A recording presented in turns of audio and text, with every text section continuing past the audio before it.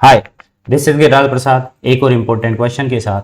तो ये question RBSC board 2023 के फाइनल पेपर में आया हुआ है। इसी तरह के क्वेश्चन की वीडियो पाने के लिए चैनल को सब्सक्राइब कीजिए और वीडियो को लाइक कीजिए और अपने फ्रेंड्स के पास शेयर कीजिए, ताकि हमें भी थोड़ा सा मोटिवेशन मिलता रहे और हम आपके लिए इसी तरह का कंटेंट अपलोड करते रहें। चल क्वेश्चन देखते हैं। यदि एक सिक्के को 3 बार उछाला गया है, सिक्के को कितनी बार उछाला गया है? 3 बार।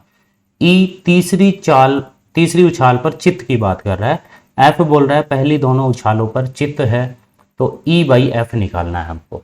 तो सबसे पहले हम इसमें कुल परिणाम निकाल लेते हैं, प्रतिदर्श समष्टि, है ना। तो एक सिक्के को 3 बार उछाल रहे हैं, कितनी बार उछाल रहे हैं? 3 बार। तो दो वाले तो याद होंगे, दो वाले तो परिणाम जो है वो याद होंगे ना भाई, H H, H T, T H और टी टी। तो 3 बार उछाल रहा है तो परिणाम क्या क्या होंगे? इनको एक बार दोबारा लिख दो, H H, H T, T H, T T. ठीक है। शुरू के 4 के आगे एच लगा दो, हेड, और बाद के 4 के आगे टेल लगा दो। बन गए? बन गए या नहीं बन गए? बिल्कुल आसानी से, ना कुछ छूटेगा ना और कुछ, बिल्कुल आसानी से ऐसे बिल्कुल मक्खन की तरह लिख सकते हो इन परिणामों को। अगर वैसे लिखने बैठे हुए तो पक्का गलती होगी कहीं ना कहीं। ठीक है, चलो। तो ये ऐसे करके हमने कुल परिणाम लिख लिए। जब एक सिक्के को 3 बार उछाला जाता है तो ये होगी हमारी प्रतिदर्श समष्टि।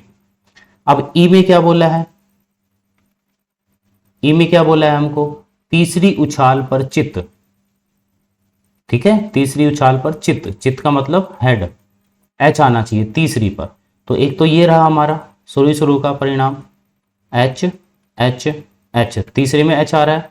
फिर हमारा हो गया ये वाला एच टी एच, लास्ट में क्या आ रहा है? एच आ रहा है। फिर हमारा ये हो जाएगा टी एच एच, और फिर हो जाएगा हमारा टी टी एच। तो लास्ट में जिसमें भी एच आ रहा है वो सारे परिणाम हमने लिख लिए ई में। फिर हम बात करते हैं एफ के परिणाम की। तो एफ में कौन कौन से परिणाम आएंगे? एफ में आएंगे पहली दोनों पर चित्त, यानी एच एच आना चाहिए शुरू में। तो शुरू में एच एच वाला एक तो शुरू का हो गया एच एच एच, फिर हो गया एच एच टी, और कोई भी है क्या डबल एच वाला शुरू में? है क्या? बिल्कुल नहीं है। तो ये हो गया हमारे एफ के परिणाम। हमको ई अपॉन एफ निकालना है, सहप्रतिबंध प्रायिकता निकालनी है ई और एफ की। तो हमारा सूत्र क्या होता है? ऊपर आ जाता है पी इंटरसेक्शन एफ, ई और एफ में जो भी कॉमन है, और नीचे आ जाता है हमारा पी एफ। ई और एफ में जो भी सर्वनिष्ठ है वो लिखते हैं। चलो सबसे पहले हम निकाल लेते हैं ई और एफ में कॉमन क्या क्या है। तो क्या है? एच एच एच दोनों में है, एच एच टी नहीं है। तो एक परिणाम हमारा है वो ई और एफ के सर्वनिष्ठ में आ रहा है, ई इंटरसेक्शन एफ में आ रहा है। इनकी प्रायिकता लिख देते हैं। क्या लिख देते हैं इनकी प्रायिकता? चलो देखो। तो ई की प्रायिकता हम लिख देते हैं। ई की प्रायिकता की वैसे जरूरत नहीं है, वैसे लिख भी देते हैं। 1 2 3 4, तो 4 बटे, और कुल परिणाम है हमारे पास 8। एफ की प्रायिकता यहां से लिख देते हैं।